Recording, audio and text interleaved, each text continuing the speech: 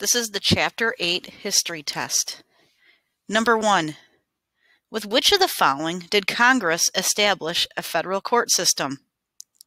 Bill of Rights, Hamilton's Plan, Judiciary Act of 1789, Report on the Public Credit.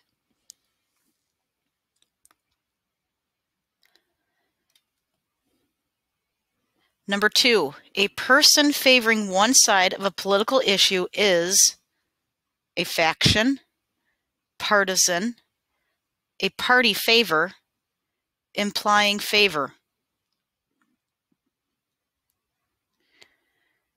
Number 3. What made it more difficult for foreigners to become U.S. citizens? Alien Act, Sedition Act, Naturalization Act, XYZ Affair.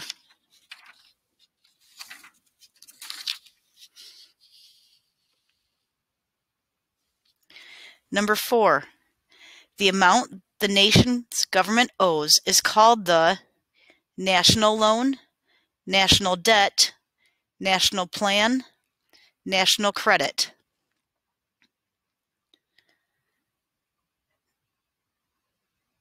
Number 5. George Washington warned that political parties would divide the nation, create lively debate, help the nation, destroy states' rights.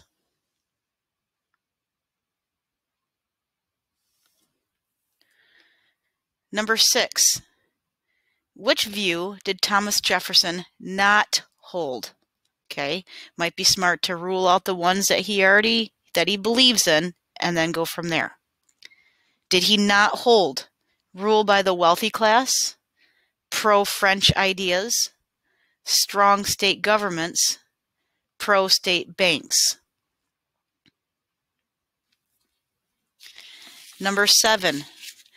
What is a tax on an import or an export called? Tariff, bond, national debt, sedition.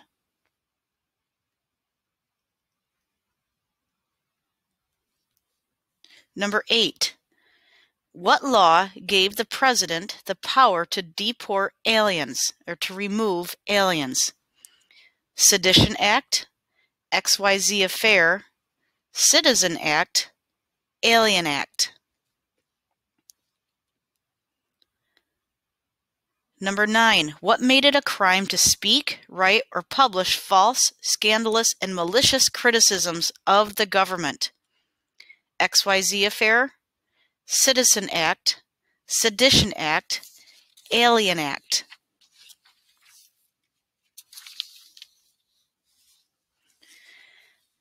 Number 10. The Kentucky and Virginia resolutions suggested that states might be bound by federal law, write their own laws, nullify federal laws, overturn neighboring states' laws. Number 11. What crisis arose when American diplomats were told that a bribe and loan were required to meet with their foreign minister? Sedition Act, XYZ Affair, Citizen Act, Alien Act.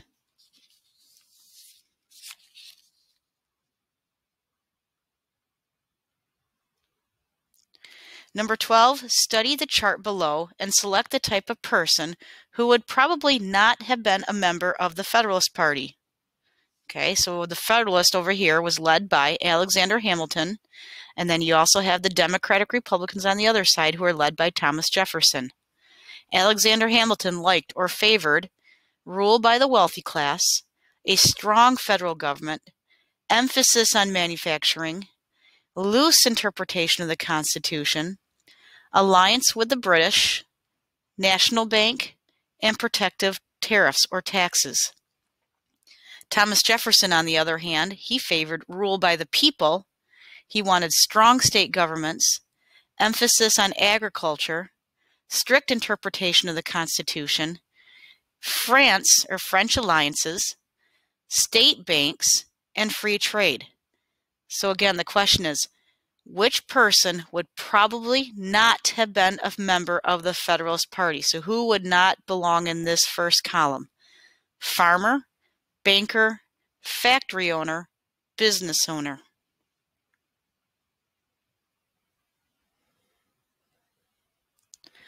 Number 13. What was one reason Madison and Jefferson opposed the idea of a national bank? They believed it was unconstitutional for Congress to create a bank. They feared that it would increase the dependency of slavery. They feared that banking activities would threaten the purchase of municipal bonds. They considered it unethical to charge interest.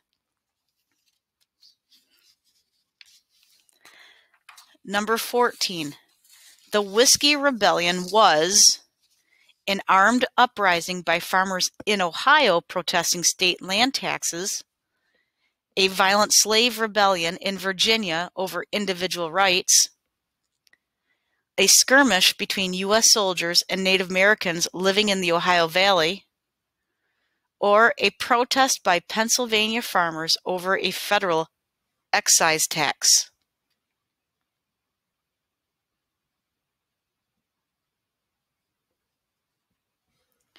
Number 15. What does it mean to cancel or make ineffective? Neutral, precedent, nullify, partisan.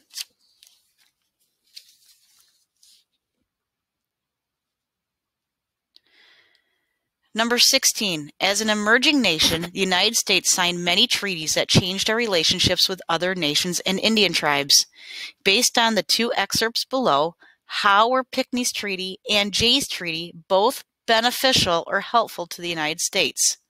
So here's Jay's Treaty. The river Mississippi shall, however, according to the Treaty of Peace, be entirely open to both parties, and it is further agreed that all the ports and places on its eastern side, to whichsoever of the parties belonging, may freely be resorted to and used by both parties in as ample a manner as any of the Atlantic ports or places of the United States, or any of the ports or places of His Majesty in Great Britain. All goods and merchandise whose importation into His Majesty said territories in America shall not be entirely prohibited, may freely, for the purposes of commerce, be carried into the same in the manner aforesaid by the citizens of the United States, and such goods and merchandise shall be subject to no higher or duties than would be payable by His Majesty's subjects on the importation of the same from Europe into the said territories. Pinckney's Treaty says, it is likewise agreed that the western boundary of the United States, which separates them from the Spanish colony of Louisiana, is in the middle of the channel or bed of the river Mississippi, from the northern boundary of the said states to the completion of the 31st degree of latitude north of the equator.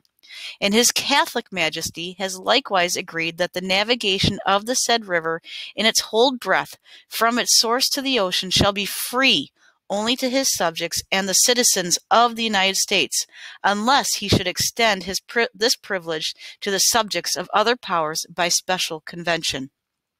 So again, the question is asking, how are Pinckney's Treaty and Jay's Treaty both beneficial to the United States? Both helped the U.S. by expand by adding more land. Both put an end to war between our countries. Both were done to help improve American trade. Both were made to increase the power of the national government.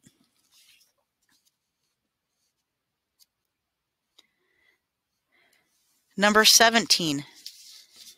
Based on those above excerpts that I just read, how did both treaties change the way the U.S. and foreign countries viewed the Mississippi River? The river was to be shared and open to free trade. Spanish ships were not allowed to navigate the river. The U.S. paid Britain and Spain a tax to use the river. The port of New Orleans was used to store U.S. goods.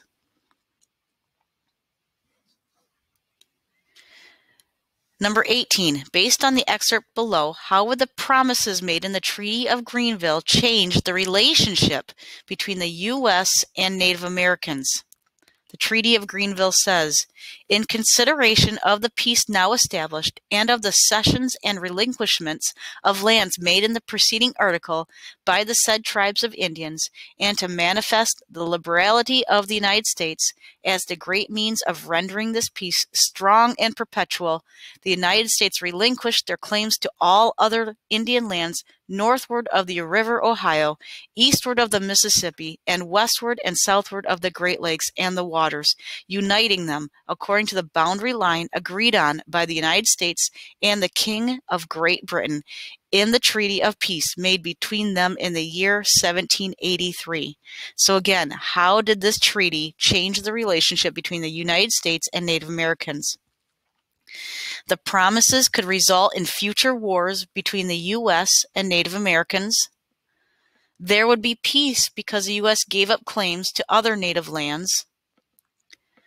The U.S. agreed that the British had the right to protect and defend natives in the West. Or natives agreed to give up additional lands north of the Ohio River to keep peace.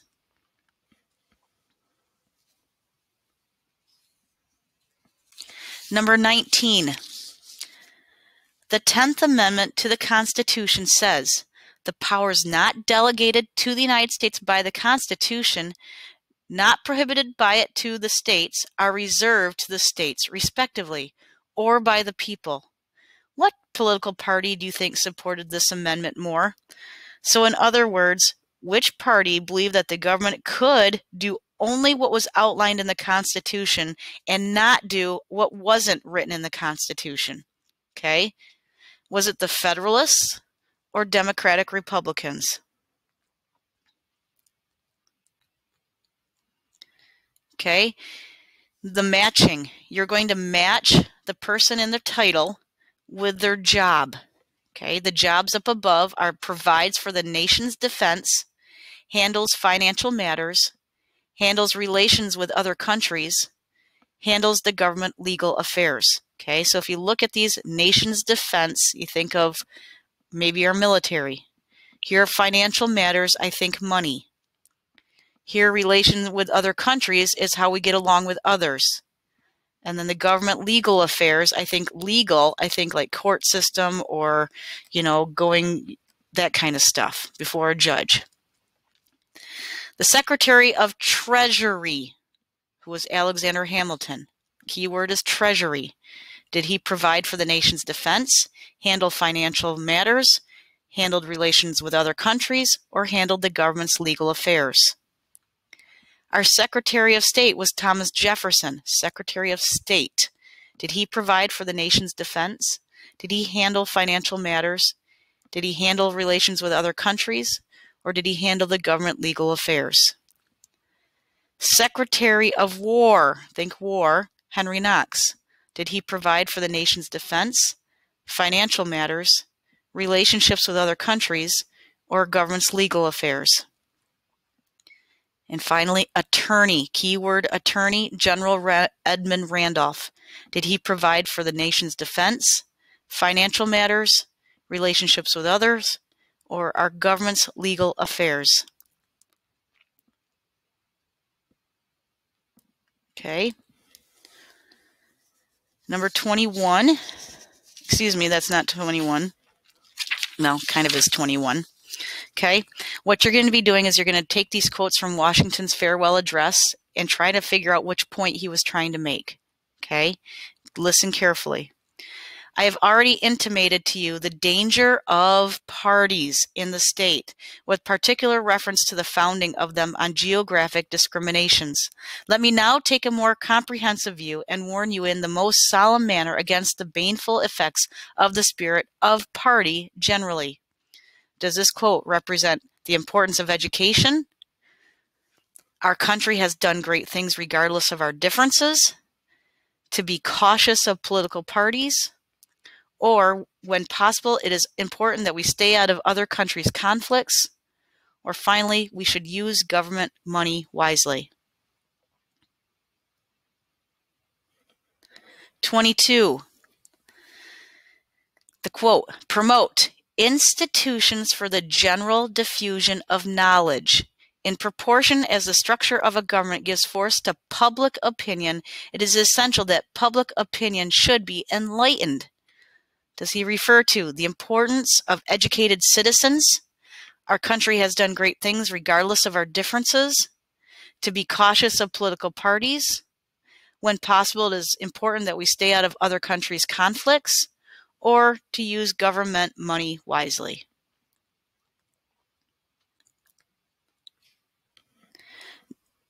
Number 23, as a very important source of strength and security, cherish public credit. One method of preserving it is to use it as sparingly as possible, avoiding likewise the accumulation of debt, not ungenerously throwing upon posterity the burden which we ourselves ought to bear. Does this quote refer to the importance of educated citizens? Our country has done great things regardless of our differences. To be cautious of political parties.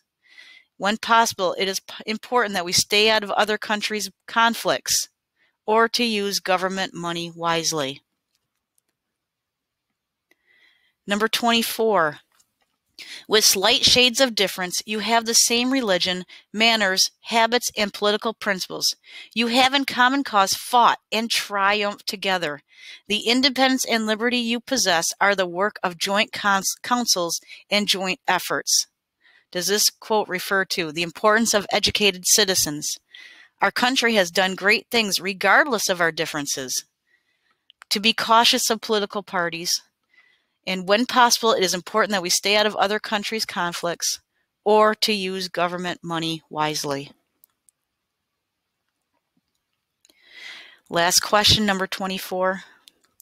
Our detached and distant situation invites and enables us to pursue a different course.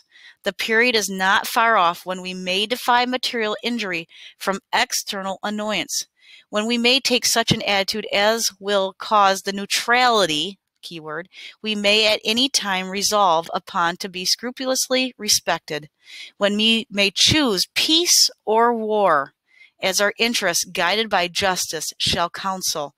Why quit our own to stand upon foreign ground? Does this quote talk about the importance of educated citizens? Our country has done great things regardless of our differences. To be cautious of political parties. When possible, it is important to stay out of other countries' conflicts, or to use government money wisely.